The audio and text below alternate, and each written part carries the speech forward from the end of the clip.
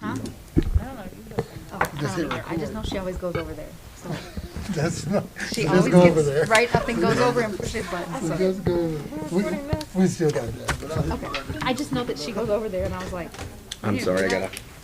Go ahead and start, please.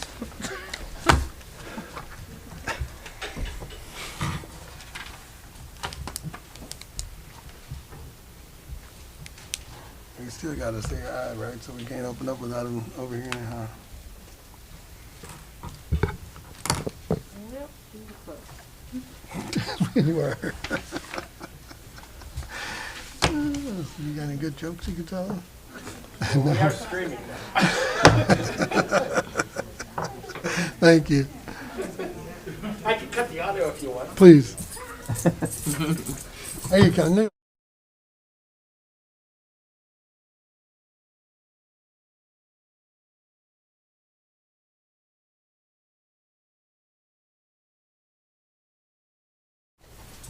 I'd like to call this meeting on Tuesday, October 26, 2021 to order. Roll call, please. Mr. Ballard. Here. Ms. Nazario. Here. Ms. Johnson. Here. Mr. Sturgill. Here. Mr. Williams. Here. Pledge of Allegiance, please stand. I pledge allegiance to the flag of the United States of America and to the republic for which it stands, one nation, under God, indivisible, with liberty and justice for all.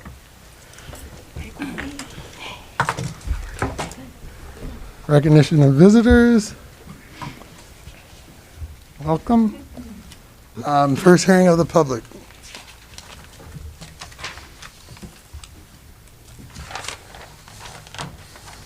Do you have anything from the public?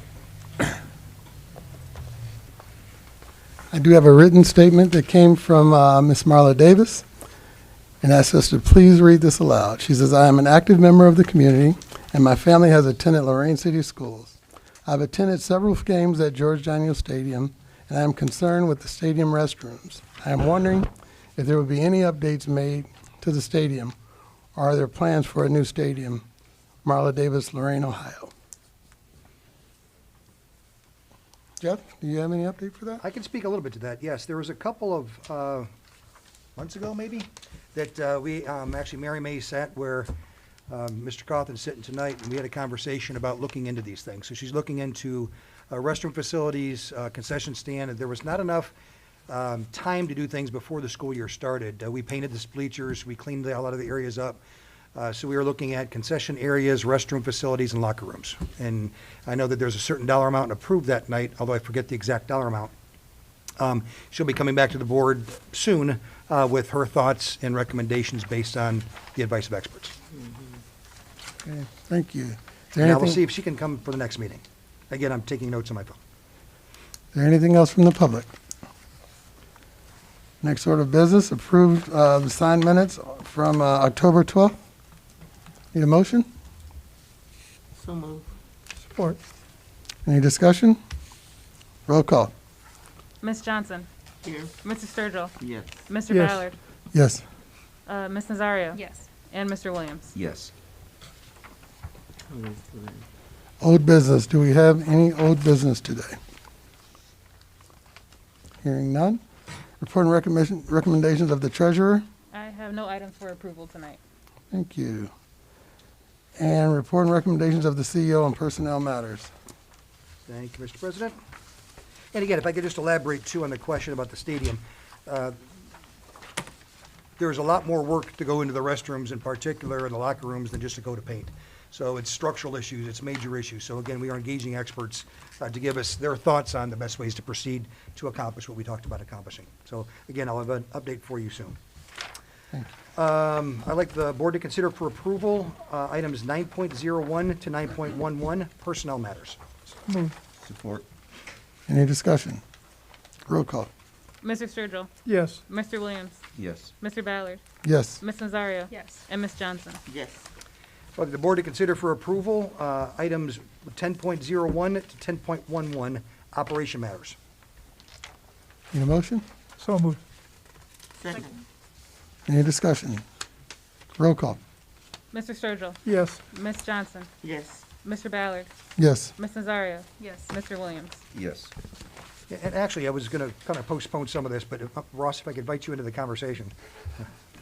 That's Ross's thing whenever he throws somebody under the bus by calling them out of nowhere. If you could give a brief update on, in particular, the work we've been doing over the course of the past week and a half on equity, to like update our community. We talked about the pillars of our strategic plan, and at least we believe very deeply that actually, for me, we only have 4. The plan has 5 because it separates equity.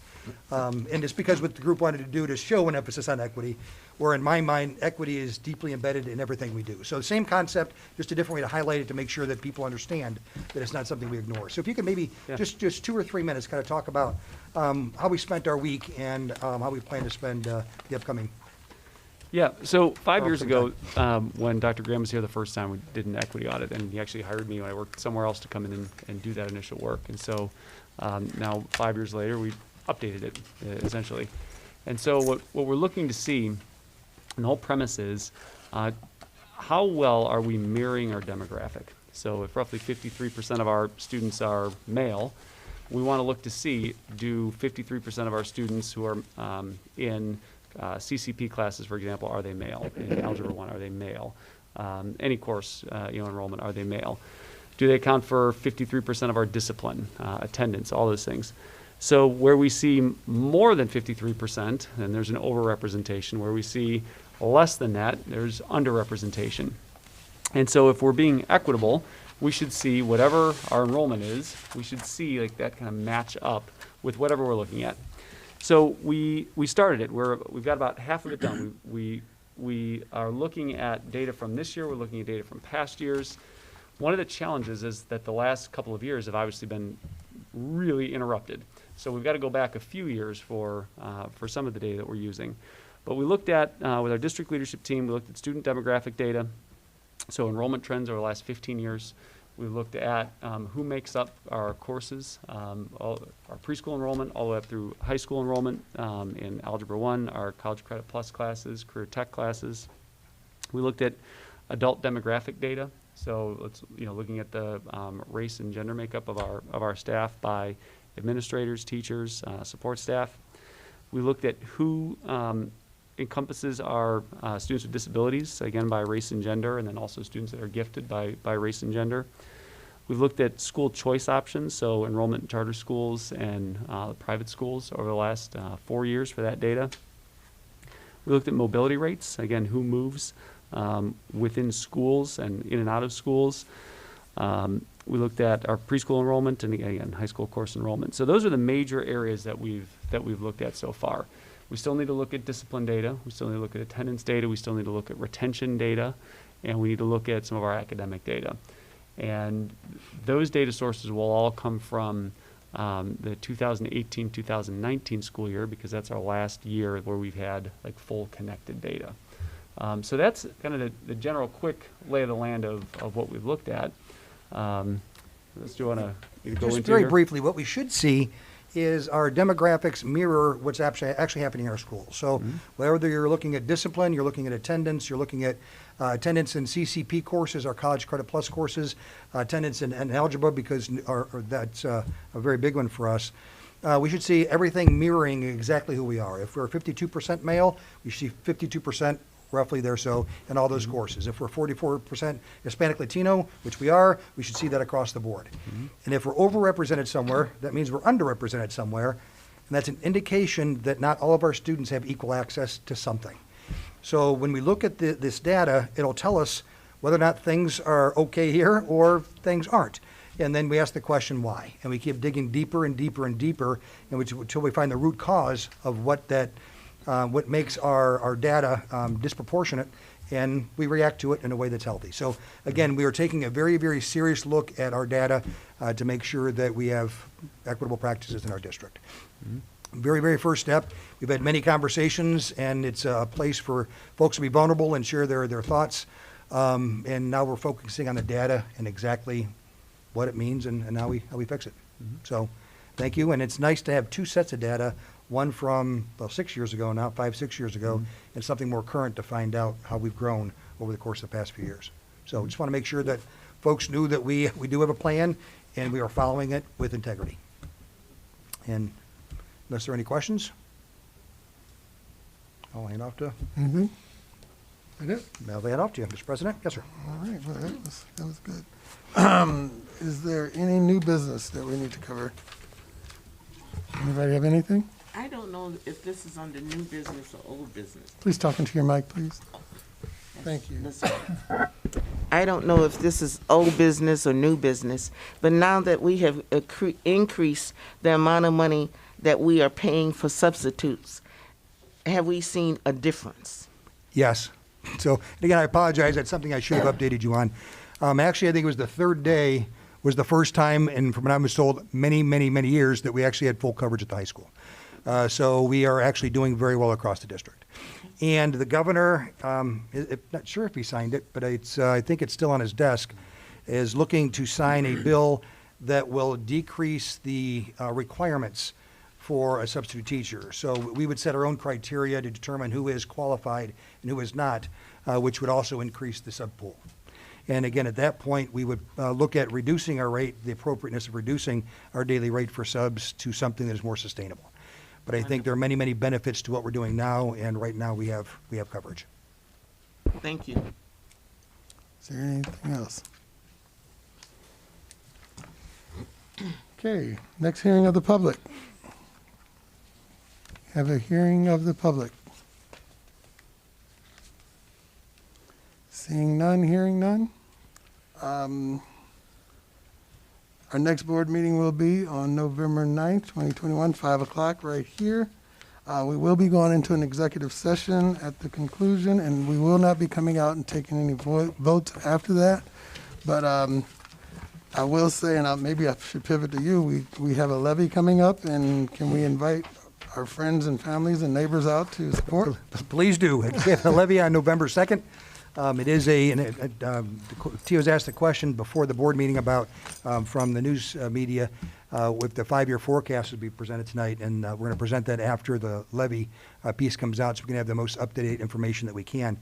But yeah, it's on November 2nd. It's in terms of dollar amount, it's not a large one. It's been almost 10 years since we've requested money, and the question I'm asked, questions I'm asked most often, one, what about all the COVID money you got? And we received $58 million from the federal government to put toward COVID relief. And it's very specific on how that money can be spent, and it's intended to be spent. It can only be spent on things that are truly related to COVID. So loss of learning, loss of social emotional connections, materials that kind of get kids caught up from that year and a half where they were not in school as much as they otherwise would have been. For us, it's also very much health related. So our kids are coming back to school much less healthy than they were before, at least a higher percentage. So those are also areas we need to target. So what we have been doing is making sure that we provide those level supports. We had a very extensive and robust summer school program. We have robust after-school programs. We're trying to figure out ways to engage our children, our students, much more so in all the different pieces. So that money is money, again, that can only be spent toward those things. Technology for the computers for our students, mitigation strategies. So that money, the whole idea was to protect our general fund from those expenditures. But our general fund, which we use to operate our district, can only be spent on or used money that we get from the state or from local dollars. And again, typically when you pass a levy, the goal is for it to last about 5 years. This district's been able to stretch it out for over 9. And again, our goal is to be as respectful as we can be to our taxpayers. But right now, we too are on a fixed income, which is the question I'm asked probably second most. So we understand schools can't collect any more money than what was passed originally. And things cost more now than they used to. So we are in the hopes that you'll support us as we move forward and again, recapture our district back. And is there any update from the state with our House Bill 70? Not a whisper. So do we have the end date on when that 30 days expire? I don't recall. 4 days from now, I think. They're gonna run out the clock to the end, huh? Very good. And is that Dr. Sturgill under that mask over there? He's pretty well hidden out there, but yes, it is. So is there anything that we can invite our community to over the next week or two leading into the Is there anything coming up that they could participate and maybe be helpful? If you would step to the mic. Like you said, getting the word out. I'm gonna need you to the mic real quick. Thank you, sir. I apologize. I didn't give him a warning either, so that That's was right. He's a trained professional. There you go. And you can remove your mask while you talk. You're fine with that. So the answer is yes. What we're going to try to do is have our members, our teaching staff, take 10 and try to get 10 people out to vote. So if you could work with your family members, your community members, to get 10 people to come out and vote, that's what we're going to try to do over the next week until voting. So we have time to still get the message out. We have phone calls going on every day to contact people in the community about voting. We had a very successful campaign on Saturday. We had about 20, 25 people come out and walk the streets of Lorain to pass out literature on the levy. So we're still working hard to pass this levy. Very good, very good. Is there some place for parents who maybe want to get involved, or students, where they can go on the website and click on a link to find out who to call, what to call? Did I just create somebody a job? No, you didn't. No, LorainsSchoolsLevy.org. Okay. It's a wonderful site. There's a lot of information on the site, and please go there. LorainsSchoolsLevy.org. O-R-G. Thank you. Did I say that right, Aaron? Okay. LorainsSchoolsLevy.org. Yes. Yes. Already voted. Thank you. Early voting. We're up 1-0. I like it. And right before we go into executive session, was there anything that you had, Ms. Yvonne, that you wanted to share? Yes, I am still, as you know, something horrendous, as far as I'm concerned, happened to Miss Joanne Moon at the city council meeting. As far as I'm concerned, all social decorum was broken. The idea that you can simply get a reprimand, he doesn't have a personnel file. So what does that do? I think more should be done. The idea, I am not really approval.